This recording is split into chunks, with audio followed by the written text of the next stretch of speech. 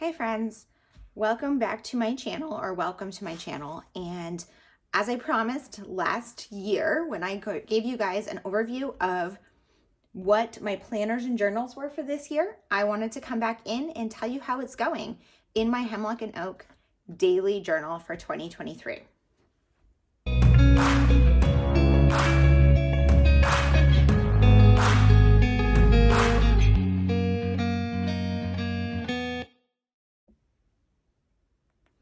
Okay, so let's go ahead and dive into this planner. So this planner is thick. This is a nice, gorgeous, thick bound book, and I am loving using it as a daily journal. I haven't put anything on this page yet. I'm not entirely sure yet what I'm going to do with it. I'm thinking maybe like highlights from each month or something along those lines, because this is really a memory keeping book for me, not a planner. So here I have my key. I have my key for my moods, and then I have my health tracking key, and I don't really want to share that, so I just covered that up. But what I decided to do was use these calendars as a health tracker. So I'm putting in here my daily moods, my just like pain, my water intake, how I sleep, and just like various other things I'm tracking, because I have just a lot of health issues, and this just helps me kind of see what is working and what isn't working, or what is like recurring, and just it's good to know. Then I move into the daily planning or daily journal pages. So these are daily planner pages, but I'm using them as a journal layout. And the only kind of formula that I have is in this top section where it's titled Focus, I'm including my moods. And for my moods, I'm using my various colors. So I'm using mild liners, and these are what are on my key here for the various moods that I have. So I started it out with drawing those faces on there that match these moods and putting like the colored dots, and you can just kind of see that throughout here. And then I'm taking these colors to put here so that I have an overview of the month. However, later in the month of January, I purchased this stamp set from Everyday Explorers that has these faces here, and they're not perfectly lined up, so it's hard to see probably, but there's like a little smiley face, there's a frowny face, there are, an ambivalent face. There's just a few little faces here. I wish there were more faces, but all these other stamps are pretty awesome too, so I understand why they only put some, but I'm using those in place of sketching it out myself in the later entries. I've also decided to add, a lot of different bits and pieces throughout and kind of come up with a formula, and you'll be able to see as I continue that I tried some different things. I tried using the schedule, I tried some bullet points, I tried adding washi and stamping and various things. I like how it looks, but I also, I didn't love it. I'm adding quotes and like larger text. And I feel like this is one of my least favorite pages. I didn't love the way that the handwriting worked here. This first week I also had used this currently stamp, and I liked it, but then I got really sick of it at the end. And so I switched to doing the days of the week at the top. And this is the same format that I use in my Hobonichi Cousin, and I have previously used in my daily bullet journal. So I just try to bring that in here, and kind of something I've done for a long time in my Cousin or my daily bullet journal is have a color of the day based on the rainbow. So Monday is always red, Tuesday is always orange, and I've been kind of starting to do that in here, and you'll see that as we go through it. I also added some stickers this week, but I didn't love that they are not flat. So when I started writing on the next page, I can feel the bumps. So I started to not really do that and just use washi tape or other super flat stickers. But mostly I'm doing just handwriting, markers, and that type of thing. You'll also see that I have some redactions here, and a lot of redactions. And that is using this thin black washi that I got from Jet Pens, and I will link all of my supplies down in the description box below. And I use this to kind of redact so that I can share this online without having to worry when I'm writing, and so I can write freely. I also feel like it's kind of therapeutic because a lot of times I just want to get my thoughts out of my head, but I don't necessarily want to have it as a reflection because this is something that I'm using for documenting my life.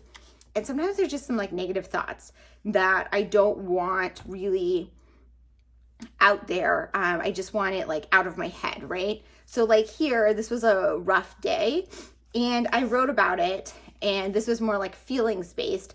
And then I left here, this isn't a catastrophe, but everything else is redacted. So like, I don't need to relive that negativity by rereading this. So I love that, but I love that I have like highlighted just the takeaway kind of, right? I also started doing these large, like highlighted words in the color of the day and outlining them. And you'll see that that's kind of what I end up sticking with. And so I feel like this is kind of my format that I'm going to use. The 2 columns, the large words that are outlined, and the redactions. Here I forgot to do the columns. I'm adding washi tape sometimes, but not always. And then here again, so here I tried to do something different at the top and I don't like it. So I end up going back to the way I was drawing the days, the week. I tested out some new things when I got a Jet Pens order. I don't really love how that looked, but I think it was a little fun just to kind of play around. I love this page. This page is following my standard kind of formula. I don't love this, but otherwise I have my color of the day. I have my large text that's outlined. Then I started adding some like handwritten practicing of my like brush lettering. This is using the Tombow Fudenosuke black pen. So I'm trying to add that into most of my pages as well. I'm adding in some stamping and just black stays on ink just to add a little bit of decoration, but not to every single spread. But I just love this. I love that I have these like highlighted big words. So if I don't want to read everything, I can say, oh, this day was Saturday. I went to BJ's, Trader Joe's, Target, Price Chopper. I kind of have a general sense of how the day went just from seeing that, but I can also read this and get way more details about the day. Sunday here, again, I have crafting and horchata. So that kind of gives me like an overview in my head of what happened that day. But then if I want more details, I can read more details. Here, moving into Monday, you can see I'm continuing the same format. I've kind of found a format and a style that I love. My handwriting super fluctuates. I have wrote about that here.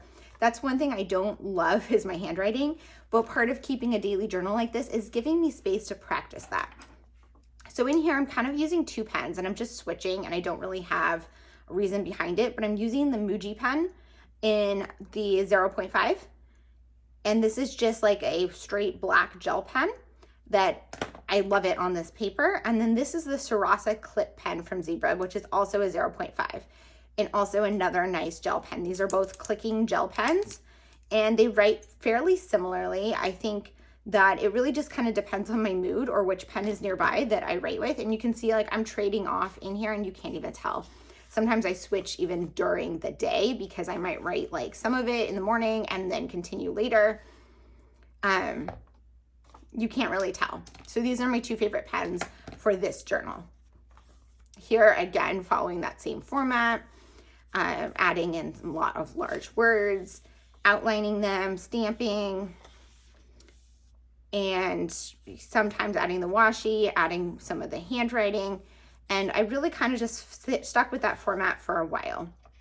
And then I got to the end of the month. And at the end of the month here, I decided to do something a little bit different with my handwriting, which I love how that turned out. So I think I'm going to do more of that going forward. I'm not going to flip through February, but the 31st is over here. So I'm just going to show you quickly. So I continued to do that. And then I also got this alphabet stamp set. And I will link this below, but I got this from Amazon and it's got all the letters of the alphabet and the numbers and symbols. And I use that here. And I think I'm going to go ahead and continue using that in addition to my various handwritten things, just to add a little more detail. So I'm going to try adding like different handwriting styles, stamps, using those stamp sets like this, and redactions continued in my main journaling. But that will give me some different like tools to kind of pull from when writing my general sentiments or highlights for each day, and that gives me like a lot of options, but also keeps the whole thing kind of uniform. So I am loving this process so far. I feel like it is very time consuming, but it is something I'm really enjoying. Often I'm spending time throughout the day adding to it, which works a lot for me. It works really well for me, except for on days when I am away from the house all day because I'm out in the office or whatever else. And then I'm finding that I'm falling behind. I could see in the future that there's going to be some incompleted days, and I'm going to just embrace that and find it to be okay because I need to. The focus is about having the whole, right? Having my whole story told in here. And I'm just so excited to, at the end of the year, have the ability to just kind of flip through here and see my life documented in this way. So if you have any questions or comments, please leave them down below. And otherwise, thank you so much for being here, and I'll see you guys in the next one.